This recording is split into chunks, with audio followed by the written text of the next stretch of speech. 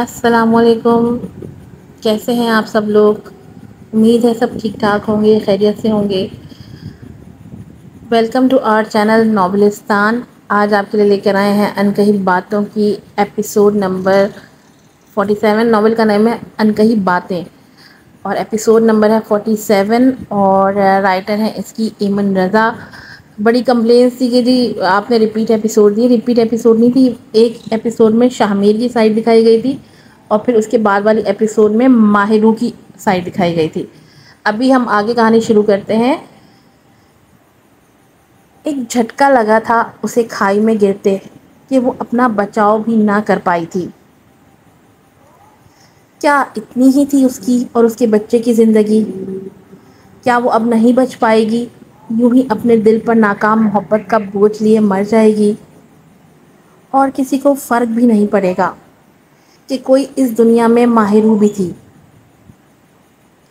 گرتے گرتے اس کا سر ایک نوکیلے پتھر سے ٹکرایا تھا، جس کے باعث اس کے سر سے خون بہنے لگا تھا۔ سر میں شدید درد کی لہر اٹھی تھی جو کہ پورے جسم میں پھیلتی چلی گئی تھی۔ آنکھیں بند ہونے سے پہلے اس نے اپنے آپ کو کسی چیز سے اڑتے دیکھا تھا، اور پھر اس کی آنکھیں بند ہوتی چلی گئی تھیں۔ سوری میرے بچے، میں تمہیں بچا نہ پائی، تمہاری ماں تمہاری حفاظت نہ کر پائی۔ یہ وہ آخری الفاظ تھے جو اس کے لرزتے ہوئے خون سے اٹے لبوں سے نکلے تھے۔ پھر اس کے ذہن پر تاریکی چھا گئی تھی۔ وہاں کے کشمیری لوگ جو پہاڑوں میں رہا کرتے تھے وہاں سے گزر رہے تھے جب انہیں ماہ کا بے ہوش وجود درخت کی کٹی ہوئی ڈالی سے لٹکا ہوا ملا، جو کہ پہاڑ سے جڑی ہوئی عین کھائی کے دہانے پر لٹک رہی تھی۔ ارے رکو، وہ دیکھو اس لڑکی کو، جلدی سے اس کی مدد کرو۔ ان میں سے کچھ لوگ جو پہاڑ سر کرنے میں ماہر تھے اس کی مدد کو بڑھے اور اس کے بے ہوش وجود کو لیے مشکل سے پہاڑوں تک پہنچے اور اسے لیے ہی نیچے اترے جہاں ان کی رہائش تھی۔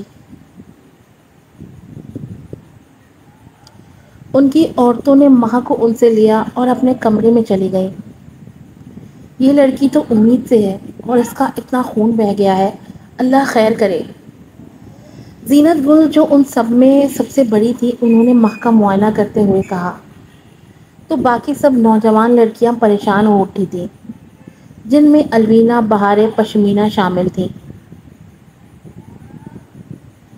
انہیں اس نازک سی لڑکی سے بہت ہمدردی ہو رہی تھی جو اس حالت میں خون نکلنے کی وجہ سے اتنی کمزور ہو گئی تھی۔ یہ بچ تو جائے گی نہ موڑے؟ پشمینہ جو ان سب میں سب سے حساس تھی، وہ نم آنکھوں سے کپ کپاتی ہوئی آواز میں بولی۔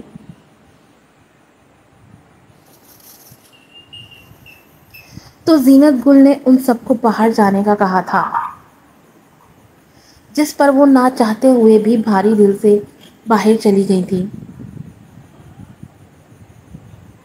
لڑکی کی حالت بہت خراب ہے، اگر زیادہ دیر ایسا رہا تو اس کا بچہ بچ نہیں پائے گا، اس لیے ہمیں ابھی زچگی کرنی ہوگی، ورنہ ان دونوں میں سے ایک ہی بچ پائے گا۔ زینت گل پریشانی سے بولی اور انہیں فوراً باہر سے سامان لانے کا کہا، جس پر نجمہ خاتون جو ان کی بہو تھی فوراً باہر سامان لینے بھاگی۔ انہیں ہڑبڑی میں جاتا دیکھ وہ سب لڑکیاں سمجھ گئی تھیں کہ کیا ہونے والا تھا۔ سب کے لب اس اندر لیٹی انجان لڑکی کے لیے دعا گو ہوئے تھے، کیونکہ وہ جانتے تھے وہ اپنوں سے دور ہے، نہ ہی اس کا یہاں کوئی اپنا ہے جو اس کے لیے دعا کر سکے، اس لیے وہ سب مل کر اس کے لیے دعا کر رہی تھیں۔ اور یہی دعائیں کئی گھنٹوں کے بعد رنگ لائی تھیں جب اندر سے بچے کے رونے کی آواز آئی تھی۔ الوینا، سنا تم نے؟ بہارے، تم نے سنا؟ اندر سے بچے کے رونے کی آواز آ رہی ہے، مطلب وہ دونوں ٹھیک ہیں، یا خدا تیرا شکر ہے۔ اور وہ خوشی سے ایک دوسرے سے لپٹ گئی تھی۔ جیسے ہی نجمہ خاتون ایک مولود بچے کو لے کر باہر آئیں تو تینوں لپک کر ان کے پاس آئی تھیں۔ اور پیار سے اس بچے کو دیکھنے لگی تھی جو کہ ایک ننھی سی گڑیا تھی۔ ماشاء اللہ کتنی خوبصورت ہے، اس کی پلکیں تو دیکھو، اس کے چھوٹے سے نازک ہاتھ تو دیکھو، کتنی پیاری ہے یہ۔ تینوں خوشی سے خوش ہوتی باری باری چہچہا رہی تھی، مگر یہ شور اس ننھی نخریلی گڑیا کو پسند نہیں آیا تھا۔ تبھی اس کی پیشانی پر ایک ننھا سا بل پڑا تھا، اور دیکھتے ہی دیکھتے اس نے اپنی مٹھیاں بھیجتے رونے کی تیاری کی اور گلا پھاڑ پھاڑ کر رونے لگی۔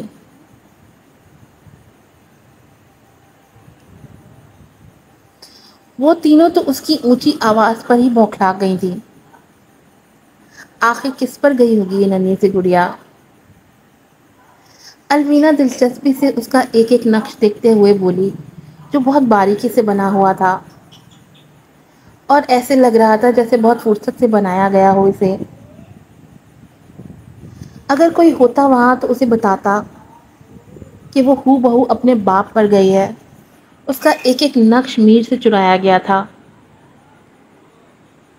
اگر وہاں شامیر موجود ہوتا تو سب کو چیخ چیخ کر بتاتا کہ یہ ننھی گڑیا اس پر گئی ہے، یہ اس کی بیٹی ہے، یہ اس کا خون ہے۔ مگر سب بات ہونے کی ہی تو ہے، وہ وہاں ہوتا تو بتاتا۔ وہ تو اس بات تک سے انجان تھا کہ اس کے وجود کا حصہ اس دنیا میں آ چکا ہے۔ کتنا بد نصیب باپ تھا وہ، جو اپنی اولاد کی موجودگی تک سے انجان تھا۔ دوسری طرف کمرے میں بکھرے ہوئے حلیے میں بیٹھا شامیر، جو زمین پر آڑی ترچھی لکیریں بنا رہا تھا، جھٹکے سے اٹھا تھا جیسے اس کے دل کو کچھ ہوا ہو، ایسی کوئی انہونی جس سے اس کا دل جڑا ہو۔ آخر کہاں ہو تم ماں؟ مجھے چھوڑ کر کیوں چلی گئی؟ جھوٹ کہتے ہیں سب کہ تم مر گئی، لیکن مجھے یقین نہیں آتا اس بات پر۔ آخر کیسے مر سکتی ہو تم، جبکہ میرا دل دھڑک رہا ہے، میرے دل کی دھڑکن اس بات کی گواہی ہے کہ تم زندہ ہو۔ اگر تمہارے دل کی دھڑکن بند ہوتی تو شامیر کی سانسیں بھی رک جاتی۔ وہ ماں کی تصویر کو ہاتھ میں لیے ہوئے دیوانگی سے دیکھتے بولا، جیسے مجنوں اپنی لیلا سے تخیل میں مخاطب ہو۔ ہاں، وہ اس کے عشق میں قیس بن گیا تھا۔ کیا ہوا تھا اس لائق؟ کیا وہ تھا اس لائق کہ اسے قیس کہا جائے؟ وہ تو اپنی محبت کا قاتل تھا، پھر وہ کیسے قیس کہلا سکتا تھا؟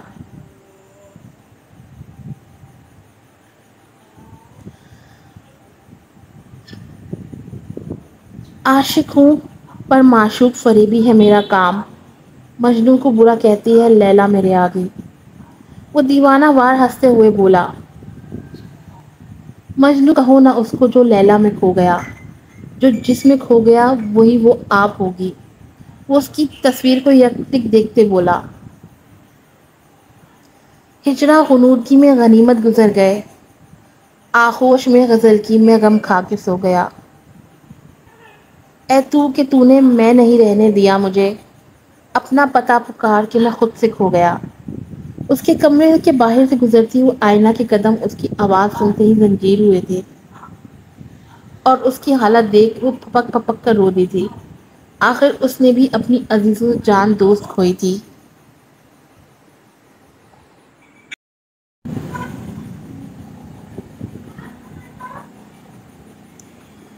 مگر کس کی وجہ سے؟ اپنے شوہر اور اس اندر موجود شخص کی وجہ سے، جس کا حال اب زندوں میں تھا نہ مردوں میں۔ آخر کس سے گلہ کرتی ہو؟ اسے شامیر کے کمرے کے باہر کھڑے روتا دیکھ صفیہ بیگم بھی وہیں آ گئی تھیں، اور جو انہوں نے اندر دیکھا وہ ان کا کلیجہ چیرنے کے لیے کافی تھا۔ دل باغ باغ دل باغ باغ تھا، مگر اس نے خبر نہ لی۔ اچھی زمین دیکھ کے غم بیج بو گیا، روتی گئی ہے وقت کی راہوں پہ عاشقی، ایک ایک سنگ میل کو سیلاب ہو گیا۔ یہ کہتے شامیر کی سرخ رت جگی آنکھوں سے ٹپ ٹپ آنسو گرتے اس کے چہرے پر بکھرتے چلے گئے، اور وہ چیخ چیخ کر رونے لگا تھا۔ آخر کہاں دیکھا تھا انہوں نے ایک مرد جو اپنی محبت کی ناکامی پر رو دیا ہو، یا اپنے محبت کے کھو دینے پر۔ لیکن سب کو احساس تبھی ہوتا ہے جب وہ اپنی قیمتی چیز کو کھو دیتے ہیں یا اس سے دور ہو جاتے ہیں، اور یہی سب میر کے ساتھ بھی ہوا تھا۔ اور اس کی یہ بدتر حالت دیکھ کر باہر کھڑی صفیہ بیگم پھوٹ پھوٹ کر رو دی تھی۔ اگر اس دن انہوں نے اپنے بیٹے کے بجائے ماہروں کا ساتھ دیا ہوتا تو آج جو حال ان کے گھر کا ہے ایسا کبھی نہ ہوتا۔ اگر انہوں نے واقعی اسے ماں بن کر دکھایا ہوتا تو آج ان کا آشیانہ یوں بکھرا نہ ہوتا۔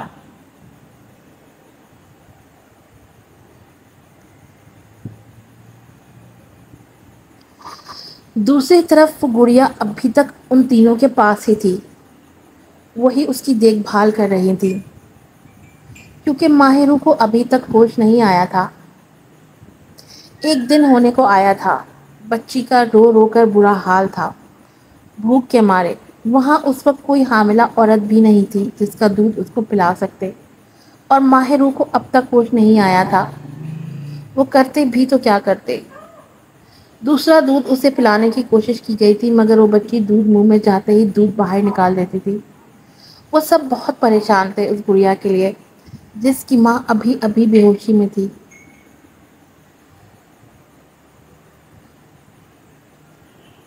اور اب تک وہ کسی بھی نام سے محروم تھی۔ کیا کریں اس ننھی سی گڑیا کے لیے جس سے یہ رونا بند ہو جائے؟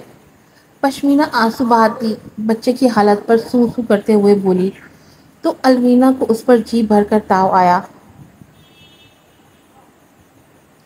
جو کسی بچی سے کم نہیں تھی بلکہ اس بچی کے ساتھ مقابلے پر رو رہی تھی۔ اس کی ماں کو جب تک ہوش نہیں آتا تب تک ہم کچھ بھی نہیں کر سکتے پشمینہ، اور اب ہم تو اسے دودھ پلانے سے رہے، وہ آخر کار تب کر بولی۔ تو پشمینہ کے گال اس کی اتنی بے باک بات پر سرخ ہوئے تھے اور وہ اسے روتے ہوئے ہی گھورنے لگی تھی۔ ایسی بےہودہ بات مت کیا کرو مجھ سے، وہ دانت پیستے ہوئے بولی۔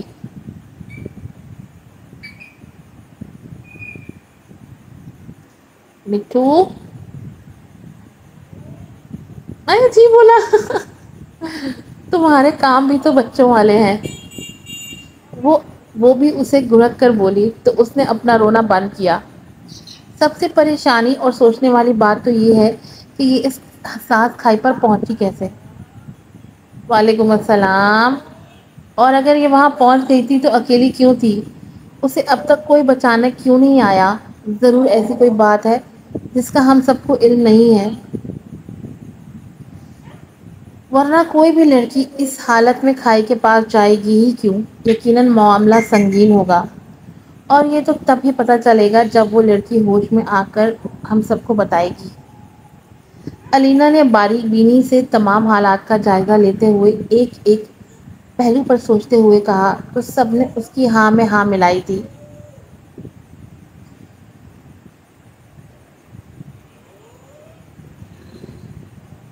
نور نہیں ہے، چلا گیا نور۔ دوسری طرف کبیر نے ماں کے مرنے کی خبر آئینہ لوگوں تک پہنچا دی تھی، مگر اس کا بھی دل ماننے کو تیار نہیں تھا کہ ماں اتنی آسانی سے ہم سب کو چھوڑ کر جا سکتی ہے۔ وہ سر توڑ کوشش کر رہا تھا اسے ابھی تک ڈھونڈنے کی، کیونکہ اسے یقین تھا کہ وہ اسے مل جائے گی۔ ہاں، جیسے ہی خبر ملے گی مجھے بتانا، اس معاملے میں کوئی سستی نہیں چاہتا۔ یہ کہتے ہی اس نے فون کاٹا تھا۔ غصے سے وہ تو آج کے آج اس کو ڈھونڈ نکال لینا چاہتا تھا۔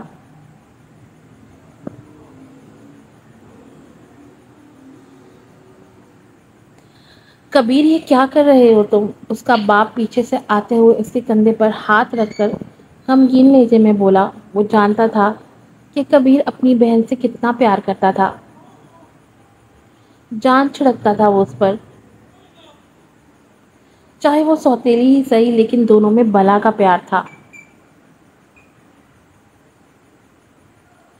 ڈیڈ دیکھیے گا، میں اس کو ڈھونڈ لوں گا، میرے دل میں ابھی امید باقی ہے کہ وہ زندہ ہے، اور مجھ پر یقین رکھیے، مجھے خدا پر پورا یقین ہے، وہ ضرور حفاظت سے ہوگی، ہماری دعائیں اس کے ساتھ ہیں، میں اسے ڈھونڈتا رہوں گا۔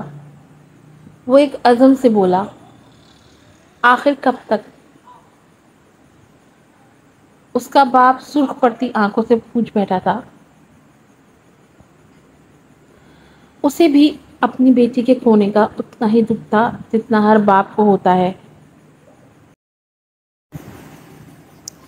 اپنی آخری سانس تک کبھی اسے ڈھونڈنا نہیں چھوڑوں گا، یہ کہتے ہوئے وہ باہر جا چکا تھا اور کیمپ سے باہر نکلتے ہی اس کی آنکھ سے ایک قطرہ بے مول ہوتا ہوا زمین پر گر گیا تھا۔ اس نے فٹ سے اپنی آنکھیں صاف کی تھی، وہ اپنی کمزوری کسی پر بھی ظاہر نہیں کر سکتا تھا۔ اسے ماں کو ہر حال میں ڈھونڈنا تھا اور یہ تو طے تھا اگر ماں اسے مل بھی جاتی تو وہ کبھی بھی اسے شاہمیر کے حوالے نہ کرتا۔ اس کی آنکھ ایک دم جھٹکے سے کھلی تھی، لیکن جیسے ہی اس نے شعور کی دنیا میں قدم رکھا اس کے تن بدن میں درد کی لہر پھیل گئی تھی۔ چند لمحے تو اسے سمجھ نہیں آیا کہ اس کے ساتھ ہوا کیا ہے، مگر جیسے جیسے اس کے حواس بیدار ہونے لگے اسے بے چینی نے آن گھیرا تھا۔ زینت خاتون نے اسے ہوش میں آتا دیکھ خدا کا شکر ادا کیا تھا۔ میں کہاں ہوں؟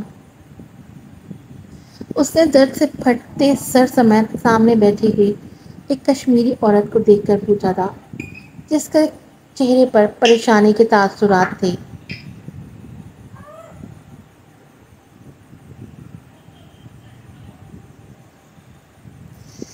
بیٹا تم کھائی میں گر گئی تھی، کیا تمہیں یاد نہیں؟ اس کی بات پر ماں نے نفی میں سر ہلایا تھا۔ میرے جسم میں یہ درد کیسا ہے؟ اس نے زومانی بات میں انداز میں پوچھا۔ سب حیران تھے کہ اس نے اپنے بچے کا کیوں نہیں پوچھا تھا۔ ماں تو سب سے پہلے اپنے بچے کا دریافت کرتی ہے۔ یہ عجیب ماں تھی جسے اپنی پڑی تھی۔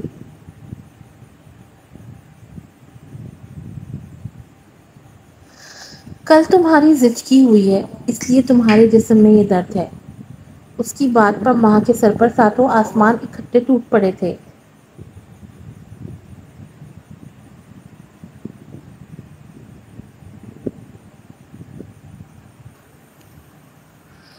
یہ کیا بکواس کر رہے ہیں آپ؟